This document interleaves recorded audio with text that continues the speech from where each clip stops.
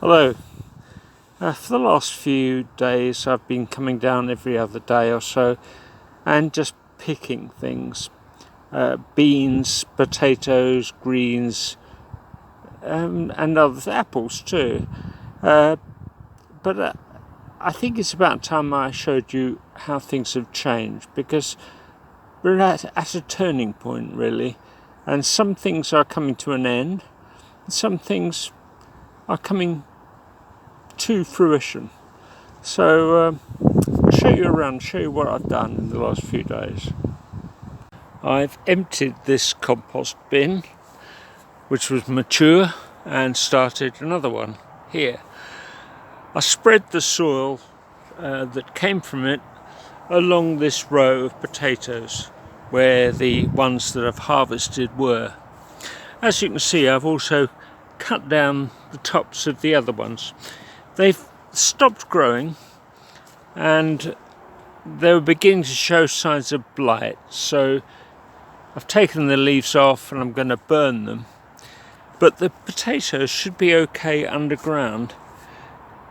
I could harvest them now, but I haven't got anywhere to put them. They need a cool place, a cellar, something like that. But they should be okay underground until I need to use them. The bean plants have done me proud this year. I've got a freezer full of beans and I shall be eating those for a good few weeks yet. But this plant at the end here I planted a little later than the others, and will still produce a few more fresh beans, but I've taken one of the tripods out because that was finished. As I remove plants, that gives a little more room for the plants that are still growing, like this squash here, which is showing no signs of abating, and it's got tendrils growing into everywhere. The sweet corn too is looking very healthy, and it seems to have recovered from its earlier wind damage. There are some cobs in there that are almost ready for picking, but I'm going to restrain myself for another couple of weeks just to give them a chance to ripen fully. This is the artichoke bed. The old plants have died now and new plants are coming up, little offshoots coming up around the base where they were. I'll thin these out and spread them out a little bit, but basically they're looking good, and that will form the basis of next year's growth. The rhubarb is looking okay, but it's past its peak. You can't really eat it now, it's stringy and tasteless. But it's still giving a little bit of energy to the roots, and it'll come back again next year. Mostly what I've been doing today is tidying up these berry plants, raspberries and loganberries. I've cut out all the dead wood, this year's growth, and I've cut out some of the weaker stems too. And I've trained the best stems that I can up these wires and try to spread them out as far as possible.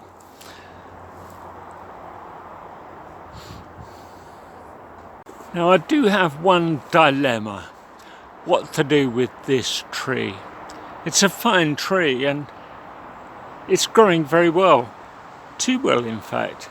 I wanted it, and I bought it and intended it to be a miniature tree on a dwarfing rootstock, but it's not showing any signs of dwarfism at all. It's just growing, and I could carry on cutting it back, but the trouble is that it would never fruit if I did that, and it really wants to be a big tree. So I think sadly what I'm going to have to do is chop it down and replace it with something a little bit more modest. Yesterday I put in my order for next year's seeds and small plants. I'll be growing much the same next year as I did this year, but I always like to introduce a couple of new varieties that I haven't tried before, and if they work I'll carry on growing them. This year I grew some beetroot, which was quite successful, and I shall do that again. The seed company kindly gave me some parsnip seeds, which I've also tried, and I haven't quite dug them up and seen the result yet, but I'm hopeful that they'll be worth growing again. This year's experiment is going to be edamame, which are immature soybeans. You eat them as green pods. They're very nice, very tasty. The Japanese love them and I like them. So if they grow well, I'll grow them again. That's enough from me for now. I'm going to call it a day. But I'm not going to go home. I'm going to sit here for a while longer and enjoy this rare sunshine. And I'll see you again soon.